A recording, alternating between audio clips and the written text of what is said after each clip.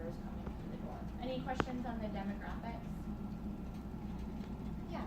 Did any of the letters going home use Spanish or other languages?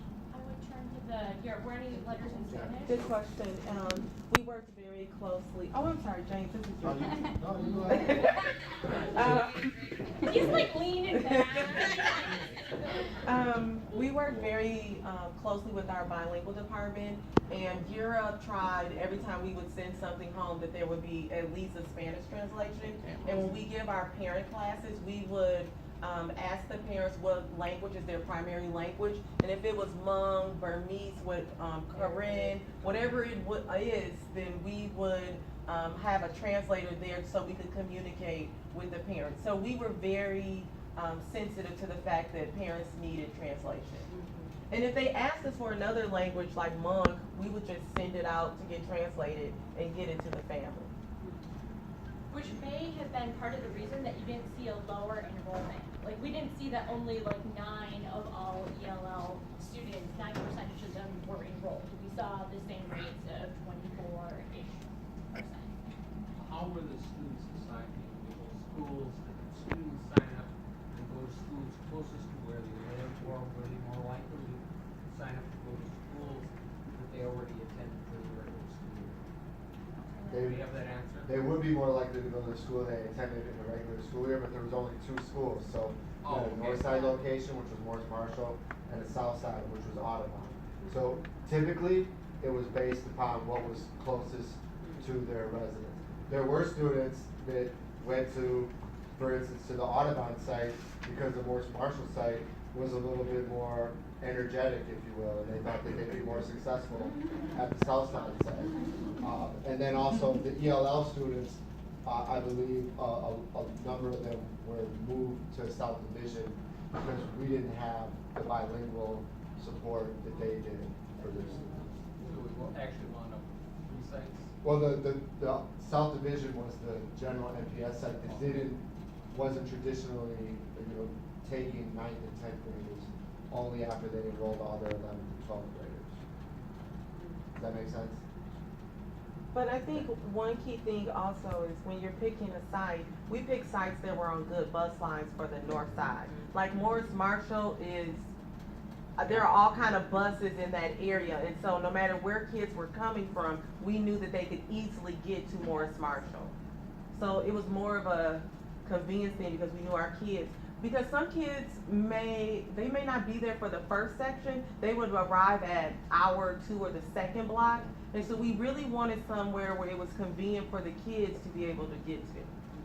So I have a question. So the ELL kids who ended up at the South Division site, then are their numbers included in the Europe numbers? There were 18 total students that were from Europe schools, the 9th and 10th grade, that ended up at the South Division site. And because we were looking at the Europe cohort as the group for analysis, they are included in this data. And they were taken out of your analysis of the South Division site? Correct. Good question. All right, we'll keep trucking along here. You saw the circle graphs before. This is just to show that if the circle is larger, it's in proportion to them earning any credits. So we didn't see any trends that seemed to indicate that there was any kind of discrepancy, like, oh, kids that came in with an IEP, they were so much less likely to gain credits. Or, we had a lot of black students come through, but like the white students were much more likely, there were more of them earning credits. So we saw a relatively equitable intervention as well based on the demographic characteristics that we were able to look at.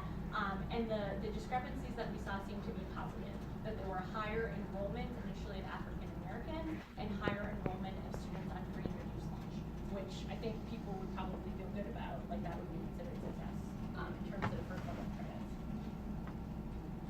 All right, so if we go back to our logic model and look at other outcomes, we're now going to go up to that top outcome about grade promotion, and we already heard about this importance of staying with the Gear Up cohort. So we're just trying to show you that we're evaluating based on that logic model.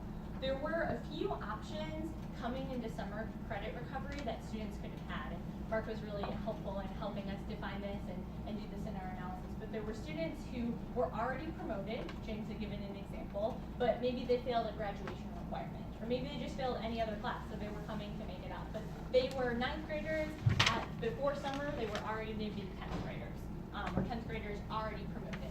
Then there was this group that had that magic number between half a credit to 2 credits, and if they made that up over the summer, they could then be promoted and go to the next grade. And then you had your third group that even if they made up those 2 credits, they were already too far behind. They weren't going to go on to the next grade. So we looked at that middle group, and of them, we found, I guess 88 is the magic number. There were 88 9th graders and 88 10th graders that were promoted as a result of these credit recovery efforts. The next question we asked was like, okay, that sounds great. Did that have any impact on the school and the school's promotion rates? Like, what did this 88 mean? So we did some time series analysis, and when I mentioned the exit codes and the third Friday files, this is what that had to do with.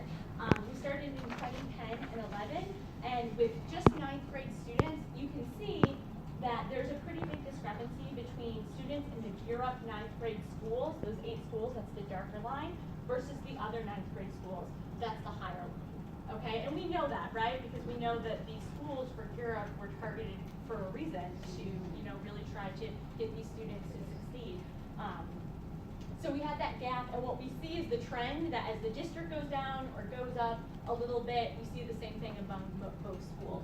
And just as like a quick reminder, we did blow up the axes, so it's a 60% to 100% scale. We did that so you can see the differences, but it's not like they dipped like 40% year to year. It was really small.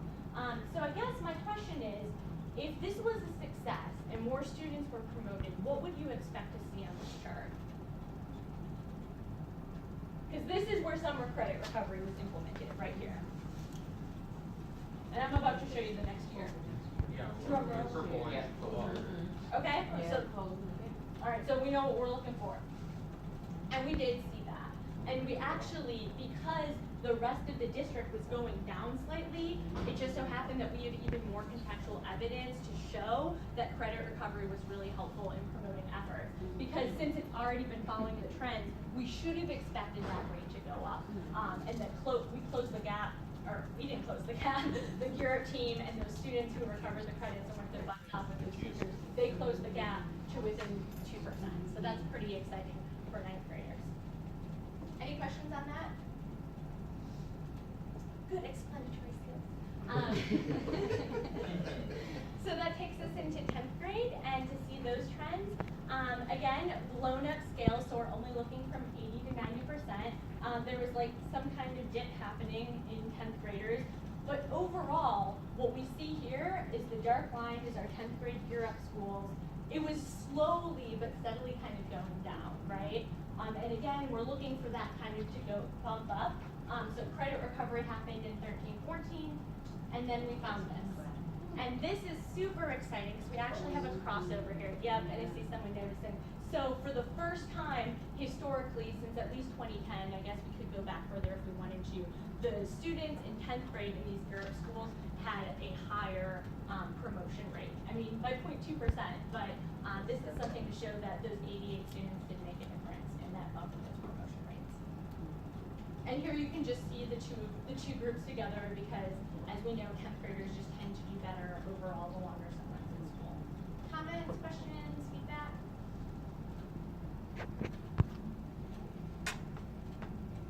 And I'll turn it back over to Joe. Talked a lot now about passing classes and promotion rates, and I think another question that we haven't talked about yet would be, so you pass classes, you've recovered credits, but then you have to go back to school in the fall and take the next course in the sequence. And so at that point, the question becomes, how did they do in the fall classes? How did they do if they passed, if they recovered the credit for algebra in the summer?